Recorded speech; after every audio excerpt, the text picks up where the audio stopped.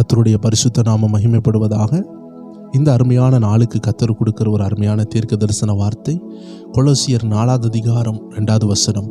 இடைவிடாமல் ஜெபம் பண்ணுங்கள், சோத்திரத்துடன் ஜெபத்தில் விழித்திருங்கள். எத்தனை அருமையான வார்த்தை பாருங்களேன். இடைவிடாமல் ஜெபிக்கணுமா? நம்ம இடைவிடாமல் சுவாசிக்கிறோம்.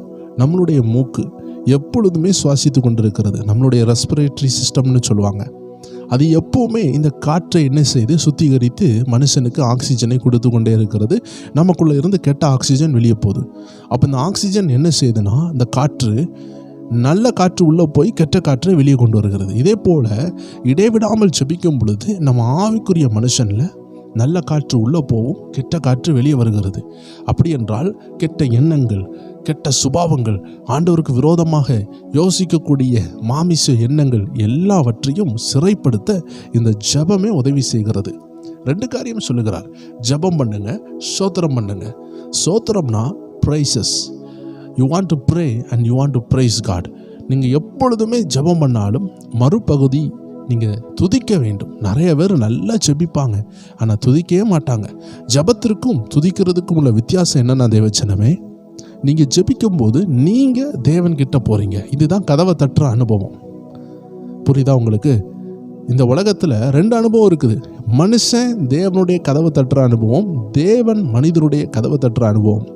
வெளிப்படுத்தல் 3:20 தேவன் கதவை தட்டுகிறார். மத்திய 7:7 நினைக்கிறேன், அங்கே மனுஷன் பரலோக கதவை தட்டுகிறான். ஸோ நம்ம லைஃப்பில் ப்ரேயர் பண்ணும் பொழுது நம்ம பரலோக கதவை தட்டுகிறோம், ஆனால் துதிக்கும் பொழுது தேவனே இறங்கி வராராம்.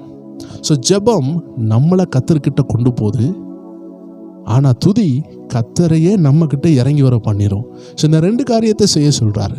மேலும் தேவஜனமே, ஒரு நாள் எடுத்துக்கொண்டீங்கன்னா நீங்கள் முறுமுறுக்கிறதுக்கு இடம் இல்லாமல் பார்த்துக்கொள்ளுங்க. நீங்கள் முறுமுறுக்காமல் இருந்தீங்கன்னா தேவன் கிரியை செய்வார். நம்ம அநேக சாட்சிகளில் பார்க்குறோம். ஒரு தேவ பிள்ளை முறுமுறுத்துட்டுனா அவிசுவாச கோட்டை எழும்புது, விசுவாச கோட்டை தகர்க்கப்படுகிறது. நீங்கள் ஒரு கோட்டைக்குள்ளே இருக்கிறதுனால தான் பிசாசு உங்களை தாக்க முடியல. அந்த கோட்டையை நீங்களே அழித்து விடக்கூடாது.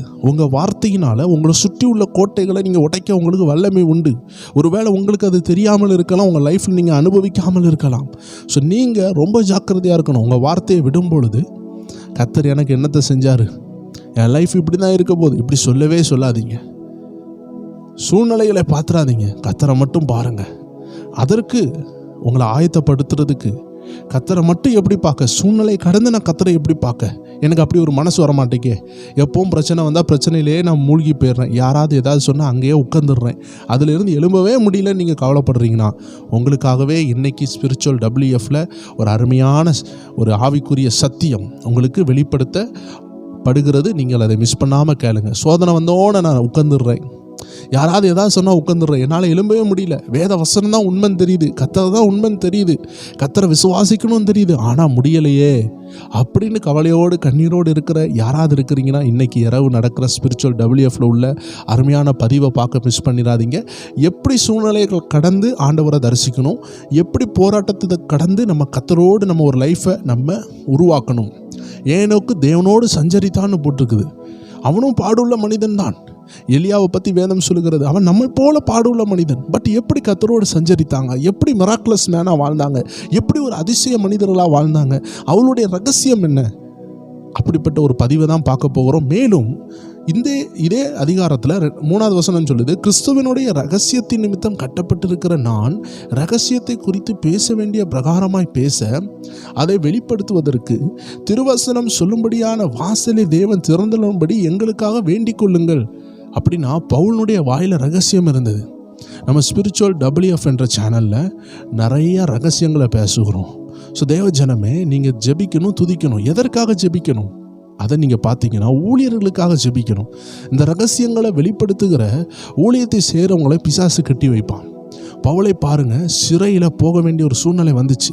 பிசாசு கட்டி வைக்கலாம்னு நினச்சான், ஆனால் கர்த்தர் என்ன செஞ்சார், சிறைச்சலை அசைத்து வெளியே கொண்டு வந்தார். ஆனால் திரும்பியும் பிசாசு எப்படியாவது இவன் இந்த ஊழியக்காரன் எழும்பிடக்கூடாதுன்னு சொல்லி கட்டி வைத்தே கொண்டிருந்தான். அதனால பவுல் சொல்லுகிறாரு, எங்களுக்காக ஜெபித்து கொள்ளுங்க. ஏன்னா வசனம் கெட்டப்படலை, பட் நாங்கள் கெட்டப்பட்டிருக்கிறோம். நாங்கள் ஃப்ரீயாக இருந்தால் தான் 4 ஊழியம் செய்ய முடியும். அதனால் எங்களுக்காக ஜெபித்து கொள்ளுங்கன்னு சொல்லியிருந்தார்.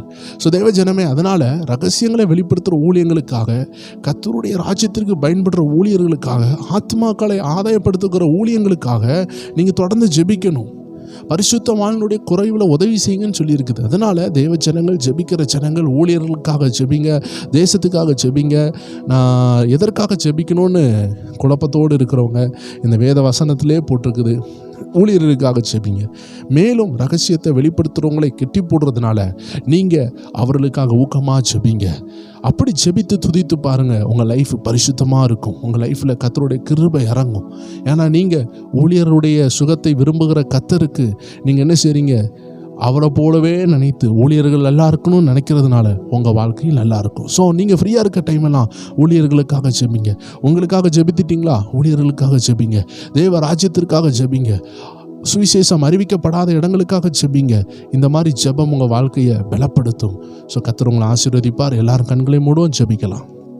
அன்பான ஆண்டவரே, யாரெல்லாம் அந்த வசனத்தின்படி ஜெபிக்கவும் துதிக்கவும் தன்னை விட்டு கொடுக்குறாங்களோ அவர்கள் வாயிலிருந்து ஆசீர்வாதமான வார்த்தைகள் வந்து அவர்கள் வாழ்க்கையினுடைய சூழல் மாறட்டும், சிச்சுவேஷன் மாறட்டும். உங்கள் கரம் கூடவே இருக்கட்டும். இந்த நாள் ஆசீர்வாதமாக இருக்கட்டும். உங்கள் நாமம் மகிமைப்படட்டும். இயேசுவின் நாமத்தில் ஜெபிக்கிறோம் நல்ல பிதாவே, ஆமேன். கர்த்தர் உங்கள் கூட இருப்பார். உங்கள் தொழிலில், உங்கள் பிஸ்னஸ் எல்லாவற்றிலும் கூட இருப்பார். உங்கள் போக்கிலும் வரத்திலும் உங்கள் கூட இருப்பார். சோத்திரத்தோடு போங்க. இந்த வார்த்தையை தியானித்து கொண்டே இருங்க. கர்த்தர் உங்களை ஆசீர்வதிப்பாராக. மேலும் ஸ்பிரிச்சுவல் WF என்ற சேனல் மூலமாக இன்று இரவு உங்களை சந்திக்கலாம். 9 மணி அளவில் நம்ம எல்லாரும் அங்கே சந்திக்கலாம். God bless you. ஆமேன்.